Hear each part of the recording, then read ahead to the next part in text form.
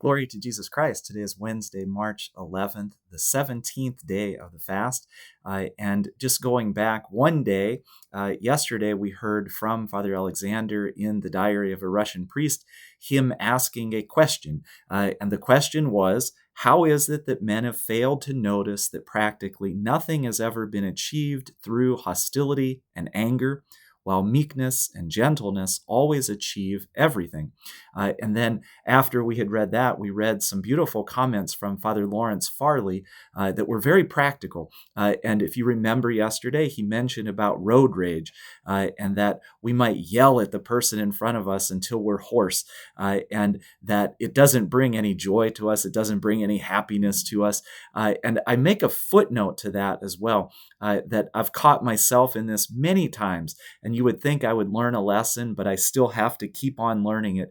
That as I'm yelling at the person in front of me, it's actually something that's happening in front of that person that's affecting what's happening. And so it really is completely useless that I'm yelling at the person in front of me, because he or she has no control over what's in front of them as well. So it's a good reminder just to think about that. But he then also used the analogy of that the sin of gluttony is something that can bring us joy, although it can be very temporary. But he used the example of having a whole tub of Haagen-Dazs and how good that feels. But of course, after the fact, it's not so good.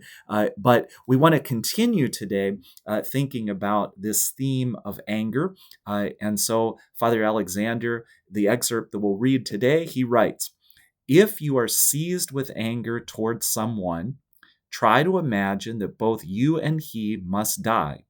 How insignificant his fault will then appear, and how unjust your anger, even if formally justified." And we can connect that to the road rage part.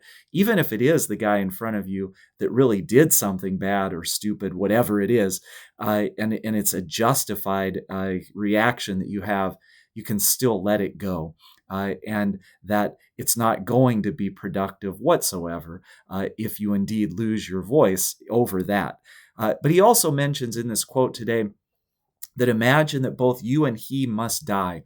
And I'll just comment to that to say that we don't even need to imagine that, because that is the reality. And if we think about prior to Great Lent starting, we're given the parable of the Last Judgment. That is the reminder that we will die, that's going to happen. The first week of Great Lent, my soul, arise. Why are you sleeping? The end is approaching.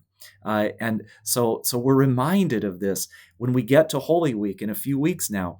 We'll hear that theme again about the second coming, and that we are temporary here on earth. So we don't even need to imagine it, but we need to be reminded of it, that the person that I'm angry with will depart from this life, and I, the one who is angry, will depart this life as well. And what a beautiful reminder that is for us, that we don't need to hold on to that anger, that we can let it go.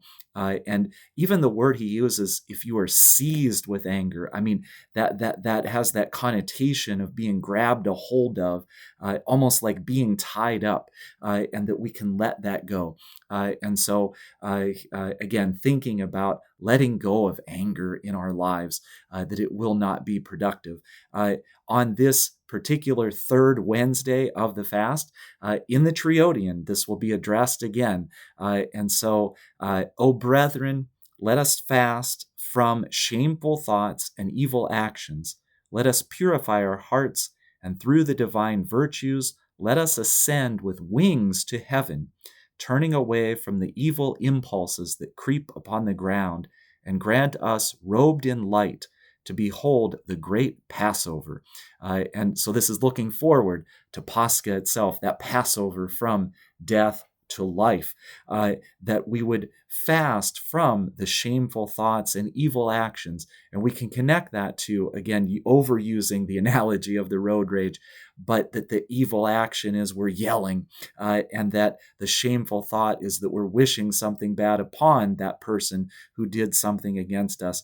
But also in this hymn from the Triodian today, It says, let us purify our hearts, and through the divine virtues, let us ascend with wings to heaven.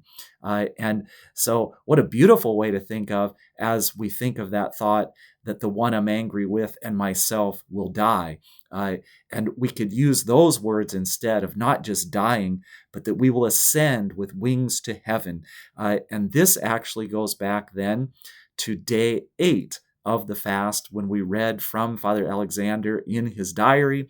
And he wrote that the only the first steps in the approach toward God are easy. The feeling that we have wings, the enthusiasm caused by the certainty that we are approaching God. And now we can remind ourselves that each day, as we mess up and we get angry, that we have that ability to start over, and that each day we could use that phrase from Father Alexander. It's the first step in the approach toward God. And then using his thoughts today, letting go of the anger, then we have that feeling that we have wings and the enthusiasm caused by the certainty that we are approaching God. How beautiful that is to think of. And so this theme of anger, again, is one that we can really work on. And of course, not just during the fast, but every day of our life. Glory to Jesus Christ.